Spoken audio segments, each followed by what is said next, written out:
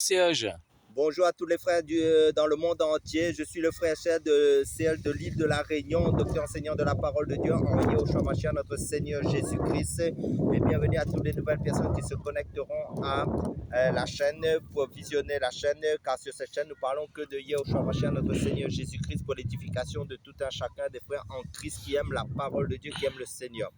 Et nous allons parler de l'esprit du monde et de l'esprit de Christ en fin de compte. Quelle est la différence en fin de compte par rapport à l'esprit du monde? Et avant de commencer le message, nous plaçons ce moment entre les mains du Seigneur Père, dans le nom puissant du Seigneur Jésus-Christ. Merci pour l'œuvre de la croix, merci pour le rachat de nos âmes en ton Fils Jésus-Christ. Merci pour la nouvelle naissance en ton Fils Jésus-Christ. Merci pour tes paroles que tu as mis dans nos cœurs pour partager, pour échanger avec les frères et les sœurs en Christ pour leur édification. Merci de nous donner le Saint-Esprit dans l'éclairage et dans l'illumination pour nos cœurs soient édifiés, que dans ta parole pour ta gloire, Papa, dans le nom puissant de Yahushua Mashiach, notre Seigneur Jésus-Christ. Amen. Nous allons prendre en fin de compte 1 Jean chapitre 1 à partir du verset 15, parce que la parole nous dit au verset 15, n'aimez point le monde ni les choses qui sont dans le monde. Si quelqu'un aime le monde, l'amour du Père n'est point en lui. Car tout ce qui est dans le monde, la convoitise de la chair, la convoitise des yeux et l'orgueil de la vie ne vient point du Père, mais vient du monde. Et le monde passe et sa convoitise aussi. Mais celui qui fait la volonté de Dieu demeure éternellement. Amen. Là, nous voyons que l'amour du monde est inimical à Dieu. Ça veut dire que ennemi de Dieu. En fin de compte, si quelqu'un est né de nouveau, né vraiment converti à Christ, en fin de compte, il doit faire la part des choses par rapport à ce que la parole de Dieu dit, parce que la parole de Dieu nous dit, mais celui qui fait la volonté de Dieu demeure éternellement. Donc, tu dois demeurer dans la parole de Dieu qui est esprit et vie pour discerner la volonté de Dieu, parce que la parole de Dieu nous dit dans Romains chapitre 12 à partir du verset 2, ne vous conformez pas au siècle présent, mais soyez transformés par le renouvellement de l'intelligence afin que vous discerniez quelle est la volonté de Dieu, ce qui est bon, agréable et parfait. Donc ce qui est bon, agréable et parfait est la parole de Dieu, qui est contraire aux choses du monde, parce que la parole de Dieu nous dit aussi dans la lettre de Timothée, toute écriture est inspiré de Dieu et utile pour enseigner, pour convaincre, pour corriger, pour instruire l'homme de Dieu, en fin de compte, dans la justice de Dieu, qui est la parole de Dieu, afin que l'homme de Dieu soit accompli et propre à toute bonne œuvre. Donc, si quelqu'un vraiment a l'esprit de Christ en lui, ça veut dire que la parole de Dieu va l'enseigner, va corriger sa vie pour vivre en conformité à la parole de Dieu, pour pratiquer le bien en fin de compte. Parce que l'esprit du monde, en fin de compte, est contraire en fin de compte, l'esprit du monde est centré sur nous, sur soi-même. Amen. Frère Serge, il y a des chrétiens qui aiment encore les musiques du monde comme Michael Jackson, tout ça. Qu'est-ce que tu penses de tout cela? En fin de compte, parce que la parole de Dieu nous dit dans Corinthiens, il y a en fin de compte 3 types de chrétiens. C'est ça qu'il faut comprendre. Il y a le chrétien bébé spirituel qui est encore charnel, un pied dans le monde et un pied avec le Seigneur. Et le chrétien, en fin de compte, non, 3 types de chrétiens. Ça veut dire que, pas 3 types de chrétiens, 3 types d'hommes. C'est ça qu'il faut comprendre, je rectifie. Ça veut dire qu'il y a l'homme animal, celui qui n'a pas encore donné sa vie à Christ. En fin de compte, il est carrément dans le monde. Lui, il n'aime pas la prière, il n'aime pas les choses, la Bible, tout ça là. Donc, il vit carrément à fond dans le monde encore. Lui, il doit donner sa vie au Seigneur. Et le deuxième type d'homme, c'est l'homme charnel. Ça veut dire que celui qui a donné sa vie en Christ, mais qui est encore bébé spirituel, ça veut dire qu'il n'est pas bouillant, qui est encore tiède. Ça veut dire qu'un pied dans le monde, un pied dans le Seigneur. Ça veut dire sa vie est comme yo-yo. Ça veut dire un coup, comme dit le mot, un coup ça va, un coup ça va pas. Ça veut dire un coup, il aime la prière, un coup, il aime. En fin de compte, de temps en temps, il prend sa Bible, de temps en temps, il fait comme il veut, en fin de compte, mais il n'est pas ferme dans la parole de Dieu. Il n'est pas encore, comment dire ça, homme spirituel, affermi, aguerri dans la parole de Dieu, pour être vraiment assise dans la parole de Dieu. Ça veut dire que ce sont des bébés encore spirituels. Et dans la vie chrétienne, il y a beaucoup de personnes qui sont dans ce cas-là. Ça veut dire qu'ils aiment encore un peu la musique du monde, ils aiment encore un peu les choses du monde, comme, même l'habillement, même le langage. Et des fois, on les voit en fin de compte par rapport à leur comportement. Tu vois, comme un enfant, quand il est né, en fin de compte, il est encore dans l'enfantillage. Il joue en fin de compte dans les choses de Dieu. frère, frère Serge, lorsque tu me dis ça, ça veut dire des chrétiens qui sont pas nés de nouveau, ils sont pas remplis de Saint-Esprit. Qu'est-ce que C'est tu... ça. En fin de compte, c'est des personnes qui, en fin de compte, ils ont donné leur vie aux chrétiens, mais des fois, en fin de compte, ils baissent la garde ou sinon, vous rappelez-vous l'histoire d'Israël. Israël, à un moment donné, et rappelez-vous aussi des quatre terrains, c'est ça qu'il faut comprendre.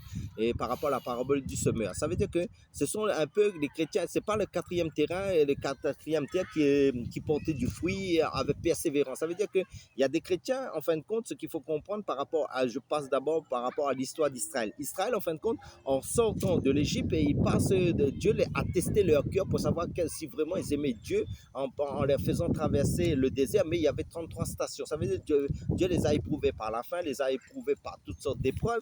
Et les chrétiens d'aujourd'hui, Dieu en fin de compte, travaille dans le même principe, en fin de compte. Ça veut dire que quand ta foi est mise à l'épreuve, ça veut dire que tu vas retourner dans le monde. Ça veut dire que tu vas aimer, parce qu'à un moment donné, dans la vie chrétienne, Dieu veut un cœur à cœur, une vie, en fin de compte, individuelle, personnelle avec lui. Mais des fois, toi, tu aimes la foule, tu es influençable par les choses encore du monde. Et quand ça va arriver, ta foi va être éprouvée, tu vas rechasser le passé, tu seras nostalgie à ta vie.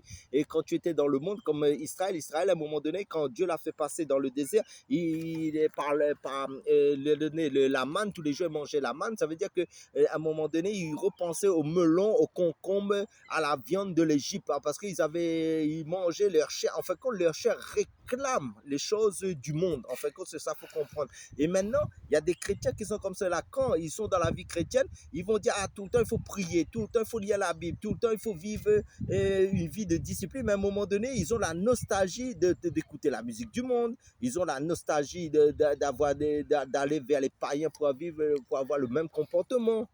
Parce qu'il y a des chrétiens comme ça, veut dire, ils ont été baptisés, mais leur cœur n'était pas baptisé, hein, parce qu'en fin de compte, pour être né de nouveau, il faut la rencontre de Jésus, parce qu'en fin de compte, ces personnes se convertissent par des hommes, hein, mais en fin de compte, la conversion vient de Jésus. Qu'est-ce que tu penses, mon frère Serge? Mais c'est ça. Mais en fin de compte, est-ce que vraiment la personne a rencontré Jésus personnellement ou sinon ils ont rencontré la religiosité, ils ont rencontré des hommes dans les bâtiments? C'est ça qu'il faut comprendre. Ça veut dire que quelqu'un, en fin de compte, qui est encore bébé spirituel, parce que même les Corinthiens, quand vous lisez, parce que quand je parle de l'homme animal, l'homme spirituel, l'homme animal, l'homme charnel et l'homme spirituel, les Corinthiens avaient cette tendance aussi. Ça veut dire que quand vous lisez la lettre aux Corinthiens, ça veut dire que les chrétiens de Corinthiens, ils avaient des dons, ils avaient la parole et ils avaient tout en fin de compte concernant la grâce de Dieu. Mais le problème, c'était quoi? C'était en fin de compte, il y avait la compétition, il y avait la division, il y avait, comment dire, les querelles, il y avait la jalousie. Mais dans des bâtiments d'église, c'est comme ça aussi. Dans la vie, beaucoup de chrétiens, c'est comme ça aussi de nos jours. Ça n'a pas changé parce que cette lettre est toujours d'actualité par rapport à la lettre aux Corinthiens. Parce qu'en fin de compte, les personnes n'étaient pas unies, les personnes il y a certains qui étaient pour Paul, d'autres pour Apollos, d'autres, alors que Paul dit, eh bien, qui a été crucifié à la croix? Est-ce que c'est Apollos? Est-ce que c'est Paul? Non, c'est Jésus-Christ. Donc, est-ce que vous avez cru à Jésus ou vous avez cru aux hommes? C'est ça qu'il faut comprendre. Vous suivez les hommes, vous suivez Jésus. Donc, à ce moment-là, ça veut dire quoi? Ça veut dire que là, ça remet en question est-ce que la personne s'est convertie réellement à Christ, a rencontré le vrai Jésus, mais par son comportement, on le voit de nos jours. Parce qu'on voit même des grands prédicateurs ne sont pas nés de nouveau, hein, ils ne sont pas convertis, hein, par le comportement. Hein. Oui, parce que des fois, il y a le caractère aussi, parce que Dieu nous travaille en profondeur, parce que en fin de compte, parce que le Seigneur, quand il nous dit n'aimez point le monde, ni les choses qui sont dans le monde, parce que nous vivons dans le monde, mais nous ne faisons pas partie du monde, parce que nous faisons partie du royaume de Dieu en Christ. Mais si tu te fais rattraper dans les choses du monde, que ce soit quand tu es dans ton travail ou que ce soit quand tu es chez toi ou quand tu fais des rencontres, ça veut dire que tu as des choix à faire chaque jour de ta vie pour te séparer de toutes les choses qui ne glorifient pas le Seigneur dans ta vie. Donc, par ton comportement, par ton langage, par ta vie de chaque jour, les gens verront si vraiment tu portes du fruit pour la gloire du Seigneur ou sinon tu es comme eux, parce qu'ils vont dire, parce que ce qu'il faut comprendre aussi, le monde fait rentrer dans les bâtiments d'église. C'est ça, il faut comprendre, que ce soit les sapins de Noël, que ce soit les fêtes religieuses, que ce soit beaucoup de choses de nos jours. On voit, ça veut dire même le langage. Mais maintenant, le Seigneur veut que nous soyons la lumière du monde. Ça veut dire des hommes spirituels, des hommes qui vivent dans la sanctification, des hommes qui vivent dans le fruit de l'esprit et dans les personnes qui font la différence avec les gens inconvertis. Donc, il ne faut pas que les inconvertis te ramènent dans le monde, mais il faut que toi, par ton comportement, il voit la différence, que ton Dieu est vrai, ton Dieu est vraiment, tu es avec ton Dieu, tu es véridique en fait. Parce qu'après, il y a aussi des chrétiennes aussi qui habillent de façon sexy aussi, hein, Oui, c'est pas on bon le ça. voit, même dans les bâtiments, quand vous entrez dans les personnes sont en mini-jupe, en débardeur. Donc, imaginez-vous dans le ciel, est-ce que les anges sont comme ça devant le Seigneur? Et même dans les anges, ils ont 6 ailes, il y a certains qui couvrent leurs yeux, qui couvrent tout leur corps. Ça veut dire devant le Seigneur, c'est la révérence en fin de compte.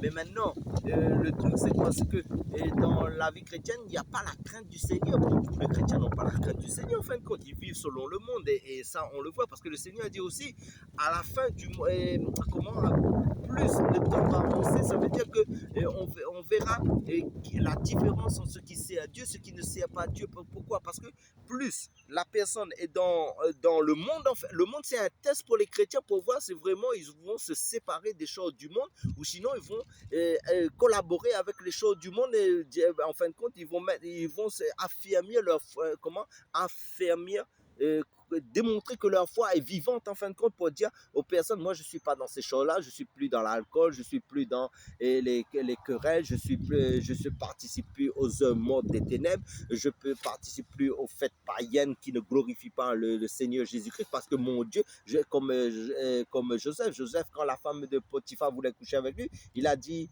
à la femme de Potiphar, je crains mon Dieu. La crainte de Dieu, c'est quoi? C'est la haine du mal, c'est tout ce que Dieu n'aime pas dans ta vie. Mais maintenant, si tu participes aux choses que Dieu n'aime pas, ça veut dire qu'il faut revoir ta conversion. Faut les chrétiens, faut les païens, même au travail, ils voient la différence. Ils voient la différence, c'est que tu es chrétien. Hein, et si tu es comme eux, il Non, n'y a pas la parce qu'en différence. fin de compte, pourquoi beaucoup de païens aussi refusent de venir au Seigneur? Parce qu'il y a beaucoup de chrétiens qui blasphèment le nom du Seigneur. Comment? Par leur comportement, par leur vie qui est en conformité au monde. Parce qu'il n'y a pas de différence entre le monde et les personnes dites chrétiennes. C'est pour ça que beaucoup de personnes disent, ah, celui-ci est chrétien, mais regarde son comportement avec sa femme. Il bat sa femme, il a des querelles, il ne respecte pas les uns et les autres. Donc moi, je ne veux pas être chrétien si lui, il est chrétien. Mais lui, il est chrétien. Ça veut dire que c'est pour ça que la parole de Dieu nous dit aussi, il y a le nom du Seigneur blasphémé, à cause beaucoup de chrétiens vivent selon le monde. Ils ne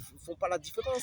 Après, on voit aussi qu'il y a des grands prédicateurs, hein, et lorsqu'ils prêchent, ils prêchent très bien. En fait, quand on va faire notre investigation, on voit autour de la maison, le voisinage, le travail, hein, faut voir si le témoignage, comment est là-bas. Hein, oui, parce qu'en fait, il faut y a un très bon témoignage, un prédicateur. Hein. Parce qu'en fin de compte, le Seigneur dit, on les reconnaîtra par leurs fruits. Ça veut dire par leurs œuvres, par leur comportement, leur témoignage. C'est ça qu'il faut comprendre. Ça veut dire que les dons spirituels et gratuits. Là, je vous prêche sur la parole de Dieu.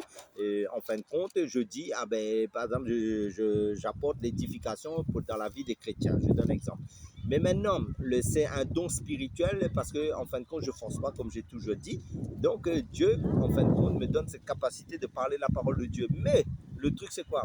Le problème, c'est quoi? Parce que beaucoup vont venir vers le Seigneur, vont dire, Seigneur, nous avons prophétisé, nous avons fait évangéliser, nous avons chassé des démons.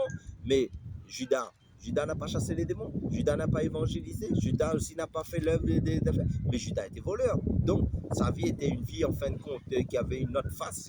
Ça veut dire, il était voleur, donc il était dans l'iniquité. Parce que beaucoup vont venir, vont dire aussi, mais le Seigneur va dire, je ne vous connais pas, vous qui commettez l'iniquité. Pourtant, ils avaient des dons spirituels, mais maintenant, les dons, c'est des moyens pour faire grandir les frères et les sœurs dans la foi, parce qu'il dit que le don que vous avez reçu soit mettez au service des uns et des autres. 1 Pierre 4, 10 nous parle de cela. Mais la conversion, le salut, le changement de vie, se fait intérieurement dans le cœur, dans le caractère. Et c'est là le problème. Le problème, c'est quoi? Si quelqu'un ne se laisse pas travailler par le Seigneur, par son Saint-Esprit, et ne fait pas le bon choix chaque jour d'avoir le comportement de la vie de sanctification, la vie en conformité à la parole de Dieu pour vivre dans sa... Je parle que lui, que ce soit dans la santé, que ce soit dehors, quel que soit le lieu, il est pareil. Ça veut dire qu'il n'a pas une vie cachée, il n'a pas une vie, une double vie, c'est ça que je veux dire. Parce que le Seigneur voit toutes choses en fin de compte. Parce qu'il ne faut pas tout le temps, l'année pour l'année, qu'on reste pareil. Hein. En fait, quand le Saint-Esprit va nous changer. Hein. Après, on dit aussi que en fait, c'est le comportement qui joue, hein, dire comme ça, le changement qui joue, mon frère. Hein. Oui, parce qu'en fin de compte, l'Esprit de Dieu qui va animer, ça veut dire si tu es animé par le Saint-Esprit va toujours t'interpeller pour être perfectionné dans la parole de Dieu. Ça veut dire quoi? Dieu, c'est un Dieu de perfection et infini. Et Dieu, c'est un Dieu de sanctification infinie. Ça veut dire que tous les jours, nous devons, par l'aide du Saint-Esprit, nous améliorer, nous perfectionner, nous affermir, parce que le Seigneur dit d'aller de progrès en progrès, de gloire en gloire, en fin de compte, de changement en changement. Ça veut dire quoi? Comme il dit, ne vous conformez pas au siècle présent, mais soyez transformés par le renouvellement de l'intelligence ça veut dire pourquoi? Parce qu'en fin de compte, à travers nos actes, à travers nos paroles, à travers nos comportements, ça démontre les fruits. En fin de compte, les actes, les fruits, les œuvres que nous produisons, ça montre en fin de compte que notre vie, en fin de compte, va en croissance. En fin de compte. Mais maintenant, il y a une autre chose aussi, il faut comprendre. Ça veut dire la parole de Dieu va devenir de plus en plus facile à communiquer aux autres aussi. Ça veut dire que tu vas comprendre la parole de mieux en mieux, plus tu vis en conformité à l'Esprit de Dieu.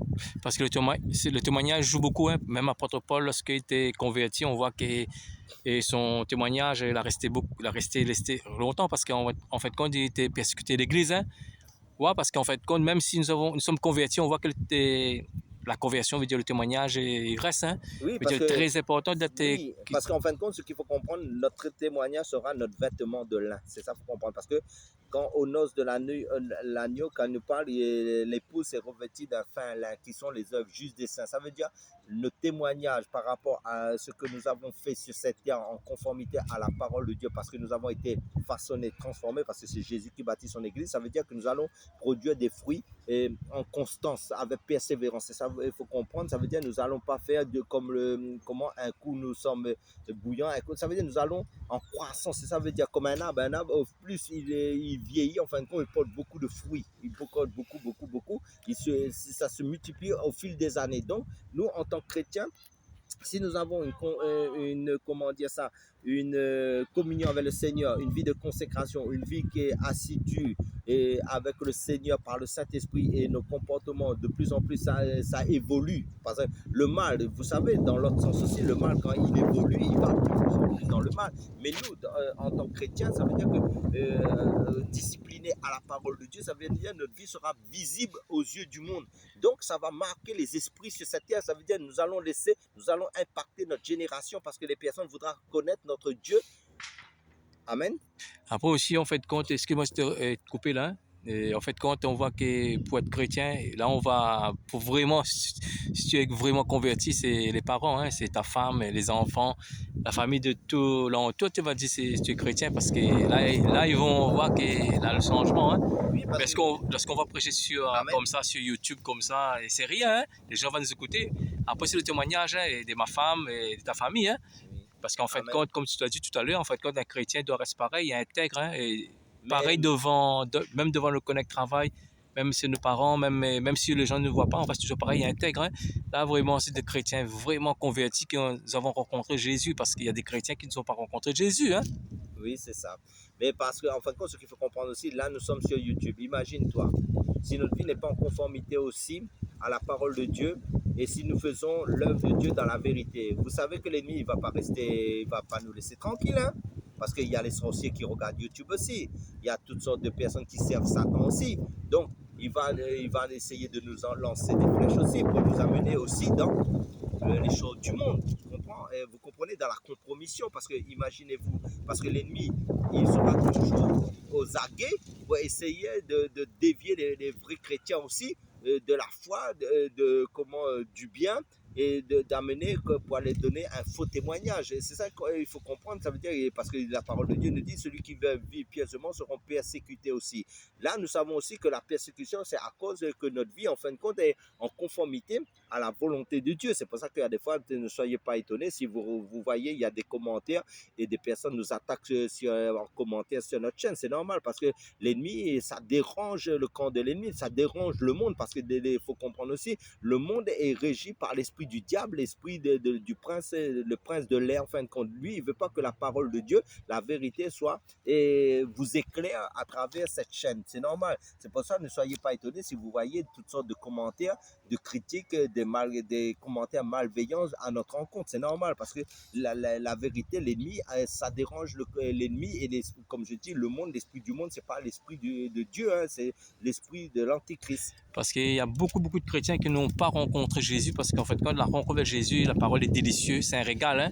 Amen. Mais si je ne me trompe pas, dans 1 Jean 3,5 ou 1 Jean 5, verset 3, il nous dit qu'à l'amour de Dieu consiste à garder ses commandements et ses Amen. commandements ne sont pas pénibles. La parole de Dieu n'est pas pénible pour les chrétiens qui ont rencontré Jésus. Frère Ciel, pour le faire le mot, qu'est-ce que tu peux... En fin de compte, ce que je veux dire, c'est qu'il faut être toujours dans le discernement pour discerner ce qui est du monde et ce qui est de Dieu pour rester pour demeurer dans le chemin qui est Jésus-Christ, qui est la volonté de Dieu et pour ne pas dévier du plan parfait de Dieu que Dieu a mis dans votre vie pour accomplir l'œuvre à laquelle il vous a appelé pour sa gloire. Soyez tous bénis à travers ces enseignements et à la prochaine vidéo. Sois béni.